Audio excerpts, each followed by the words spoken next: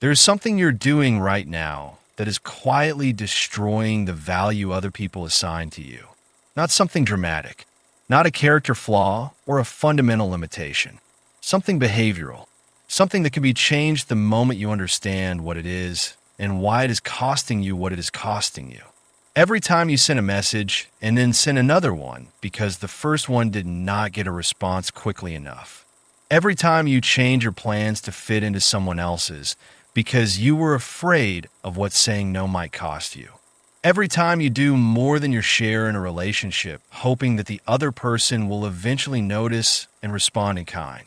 Every time you shrink your opinion to avoid making someone uncomfortable, you are sending a signal, not the signal you intended, not the signal of someone who cares or someone who is generous or someone who is trying to make things work. The signal of someone who needs to be chosen. And in the psychology of human relationships, someone who needs to be chosen is treated very differently from someone who simply is. Not because people are cruel, because the human mind assigns value based on availability. What is everywhere is taken for granted. What is rare is sought after. What is always waiting is eventually ignored. What has to be earned commands respect. And the most important shift you can make in how the world relates to you is not a change in your circumstances or your accomplishments or the image you project. It is a change in what your behavior is communicating about how much you value yourself. Because the world does not decide your value independently. It reads it from you. And right now, if you're honest about it, some of what it is reading is not what you would choose to say. Today we're going to change that. Before we talk about what to do differently, let me give you the framework that makes everything else make sense. Think about the difference between a common product and a luxury one. A common product is everywhere. You can find it on any shelf at any time for any price. Nobody thinks twice about using it carelessly because there's always more where it came from. A luxury product is different. It is not available to everyone. It has standards. It does not discount itself to be more accessible. It does not change its quality to appeal to a broader market. And precisely because of that, because of the scarcity and the standards and the refusal to be everything to everyone, people desire it. They respect it. They treat it with a care that the common product never receives. The same psychology operates in human relationships. When you're always available, when you always say yes, when you're always adjusting and accommodating and making yourself smaller to fit into whatever space is offered to you, you communicate something to the people around you. That your time and your presence and your energy are common. That they can be had easily at any moment without effort or investment. And common things are not treated with care. But when you have standards, when your time is genuinely occupied by things that matter to you, when your presence is not automatically available to anyone who asks for it, when saying yes to one thing means saying no to something else because your life is actually full, you communicate something completely different. That access to you is worth something. And things that are worth something are treated accordingly. This is not about becoming cold or distant or playing games with people. It is about becoming genuinely valuable, not performing value, producing it, building a life so full of purpose and direction and growth that the scarcity of your attention is not manufactured. It is real. And when it is real, the respect it generates is real too. The first shift that changes everything is deceptively simple. Stop looking for external validation. This one is harder than it sounds because the habit of seeking approval is so deeply embedded in most people's behavior that it operates without awareness. You're not consciously thinking, I need this person to approve of me. You're just refreshing the app one more time. Just checking whether the message was read.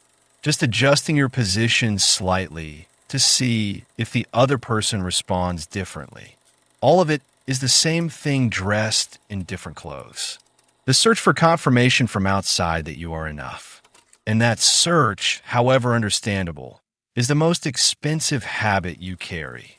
Because the moment your sense of your own value becomes dependent on someone else's response, you have handed control of something fundamental about your life to a person who did not ask for it and probably does not know they have it. Your emotional state is now determined by their behavior. If they respond, you feel good. If they do not, you feel rejected. If they approve, you feel confident. If they withdraw, you feel uncertain. And you're now living in reaction to a person who is simply living their own life with no awareness that yours is orbiting theirs. The people who become genuinely respected and genuinely sought after operate differently. They build what could be called internal validation. Their decisions, their standards, their sense of direction are not contingent on anyone else's approval. They work on their goals because they have decided those goals matter. They maintain their habits because they have decided those habits are who they are. They move through the world with a quality of self-possession that has nothing to do with arrogance and everything to do with the simple fact that they are not waiting for anyone to tell them whether they are on the right track. They already know because they decided. And the person who has decided something about themselves and acts consistently from that decision projects a quality that is immediately perceptible to everyone around them. Not because they announced it, because it shows in everything they do. The second shift is one that most people resist because it feels counterintuitive. Control your availability. The instinct is to believe that being more available makes you more valued. That showing people how willing you are to show up for them will make them show up for you. But this is not how human psychology works. In economics, there is a principle called the law of scarcity. It says that things which are limited or rare tend to be perceived as more valuable. And this principle does not stop at the edge of the marketplace. It operates in every human interaction. When you are always available, when every message gets an immediate response, when every invitation is accepted without consideration, when your plans are always adjustable to accommodate someone else's, you are communicating through your behavior that your time has no particular value, that it is not occupied by anything important enough to require protecting. And people who take their cues about how to treat you from how you treat yourself respond accordingly. Not maliciously, automatically. The person who seems to always have time for everything is treated like someone whose time costs nothing.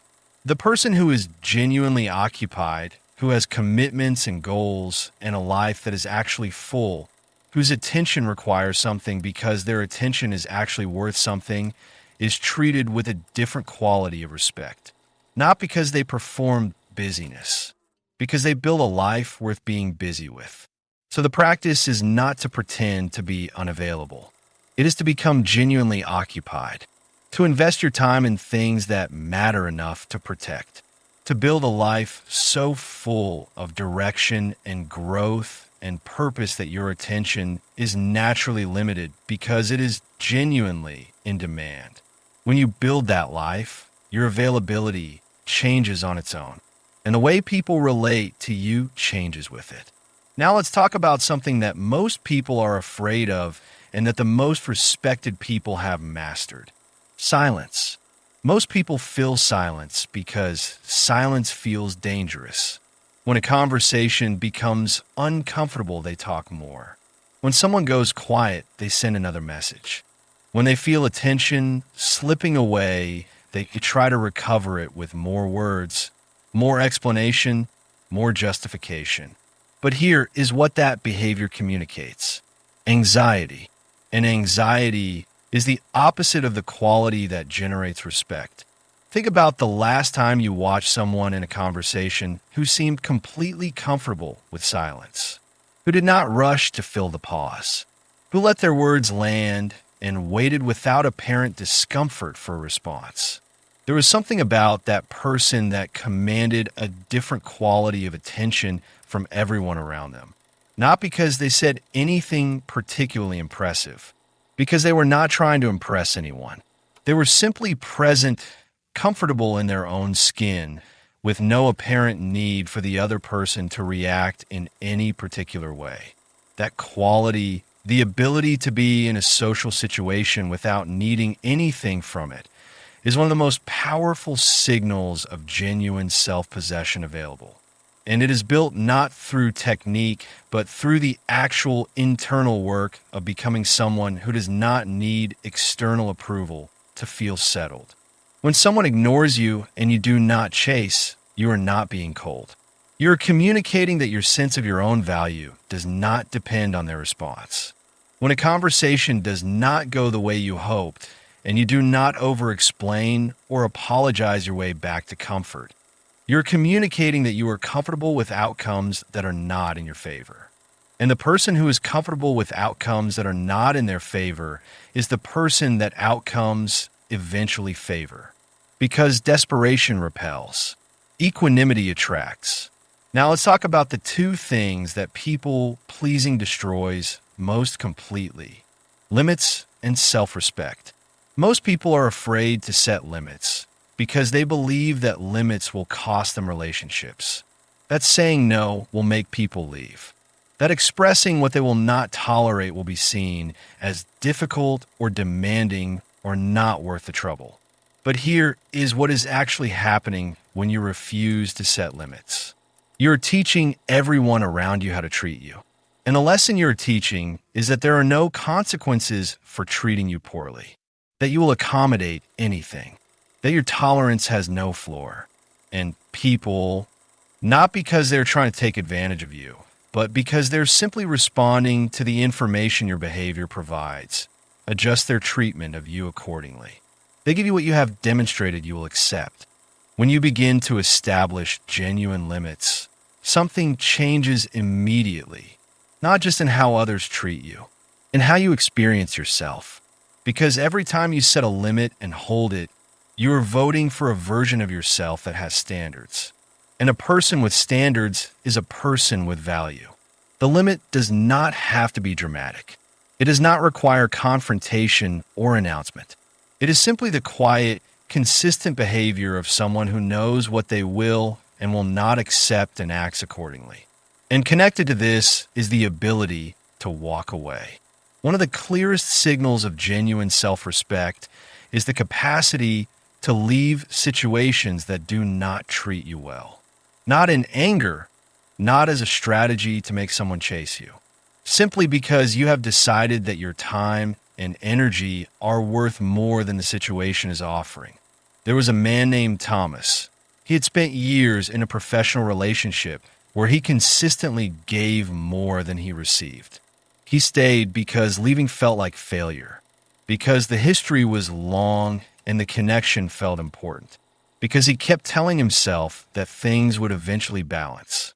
One day he stopped telling himself that story and started asking a different question. If this relationship began today, with the terms it currently has, would I choose to enter it? The answer was immediately clear. And the clarity of that answer told him everything he needed to know about why he had been feeling the way he had been feeling for years. He left, not dramatically, not with accusation or explanation. He simply redirected his investment toward things that offered genuine reciprocity. And two things happened that he had not fully expected. The first was that his sense of his own value increased almost immediately. Not because his circumstances changed dramatically, because he had demonstrated something to himself, that he was willing to act in accordance with his own worth, even when acting that way was costly. The second was that the people who genuinely valued him became more visible once he stopped spending all of his energy in a direction that was consuming it without return. When you protect your energy, you discover where it is actually worth investing. Now let's bring all of this together in the place where it matters most. Your identity. The reason most people keep seeking external validation, keep making themselves too available, keep tolerating situations that do not serve them, is not a lack of information. It is a lack of a clear and stable sense of who they are. When your identity is not settled, You search for it in other people's reactions. Their approval becomes your evidence that you are enough. Their attention becomes your confirmation that you matter. Their choice of you becomes your proof that you have value. And that outsourcing of your most fundamental self-perception to people who are simply living their own lives is the root of every behavior this video has been describing. Building a strong identity is not a single decision. It is the accumulated result of consistent actions taken in the direction of a person you respect. Every goal you set and work toward, every limit you establish and hold, every moment you choose growth over comfort, every time you do what you said you would do, even when no one is watching. All of it builds the thing that external validation was always trying to provide but never could. The internal certainty that you are someone worth choosing. Not because someone else chose you, because you chose yourself. Every day, in the small, invisible decisions that nobody applauds and nobody sees. And from that certainty, everything changes. Not because the world suddenly becomes more generous or more fair. Because you stop looking to the world to tell you something you already know. So let me leave you with a question that is worth asking yourself every single day. Am I acting today like someone common, or like someone who is becoming a luxury? Not in arrogance, not in performance, in the genuine, daily, unglamorous work of building a life that makes the question answer itself. Because the person who builds that life does not have to ask the world to notice them. The person who builds that life simply continues building. And eventually the world has no choice but to notice. If this video moved something in you, like the video, share it with someone who needs to hear this and subscribe to the channel. There's so much more to explore together. See you in the next one.